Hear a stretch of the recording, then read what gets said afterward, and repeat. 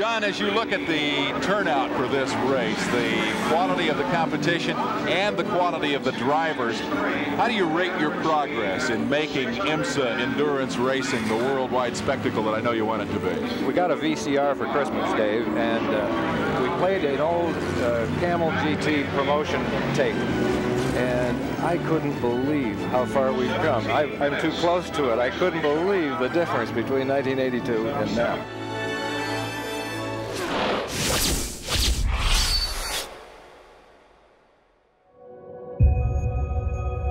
Well, I think 20 years ago, I don't think many European racing teams believed that racing was very competitive over here.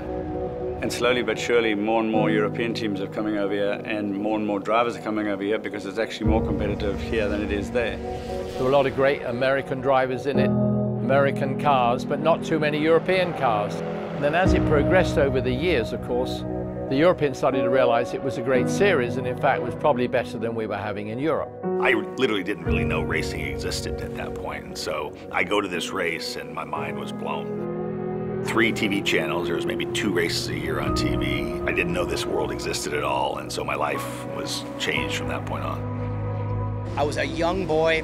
He was an immigrant from Germany. His dream was to come and race in sports car racing in America. They went to Daytona, and my eyes were this big when I saw how amazing sports car racing was. You're a young punk, and you're wanting to be out there so bad, and you're seeing these superstars, guys that you've wanted to be like for so long. In the back of your mind is, man, can I do that? Can I be one of those guys? I love IMSA, and it's been such a huge part of my life, of my career, and of all of my achievement. Whether it was the Rolex 24 Hours and all those victories, or the 60 victories that I've gotten along the way, or just my namesake in general is always going to be known tied to IMSA and road racing.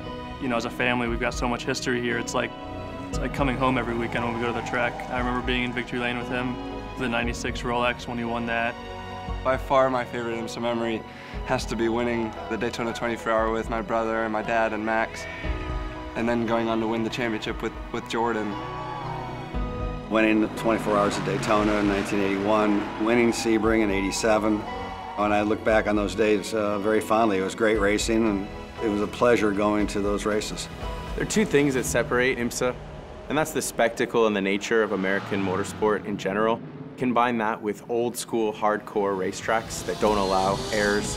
The track limit things, that's not a problem anymore because you go off the circuit, you're on the grass, or you're in the wall. IMSA has always represented this blend of all factory racing, big names and huge teams, blended with a traditional sports car Pro-Am category. That blend is what has always been through the DNA of this awesome championship.